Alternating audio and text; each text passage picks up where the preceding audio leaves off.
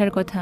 চান্টেল আর জেইনেব দুইজনই অ্যাপ্লাই করেছিল, আজকে রেজাল্ট আসবে। ঠিক সেই সময় চান্টেলের চোখে পড়ে একটা খাম। খুলেই দেখতে পায় জেইনেবের অ্যাকসেপ্টেন্স লেটারটা, কিন্তু সে ওটা জেইনেবকে না দিয়ে ব্যাগে লুকিয়ে ফেলে আর জোর করে জেইনেবকে নিয়ে চলে যায় একটা ইউথ সেন্টারে সামান্য একটা পার্ট টাইম কাজের জন্য। জায়গাটায় চান্টেল প্রায়ই আসে, কারণ এখানে ফ্রি ওয়াইফাই। যদিও স্যারেরা খুবই বিরক্ত, তবুও পুরাতন স্টুডেন্ট বলে কাজটা তাকে দিয়ে দেয়।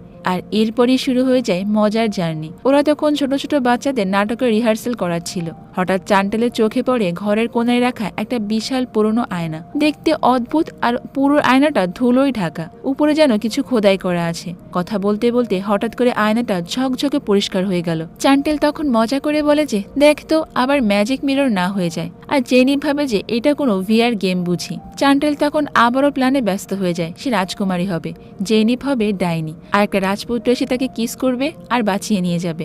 একদম ভাইরাল কন্টেন্ট। তবে হঠাৎ করে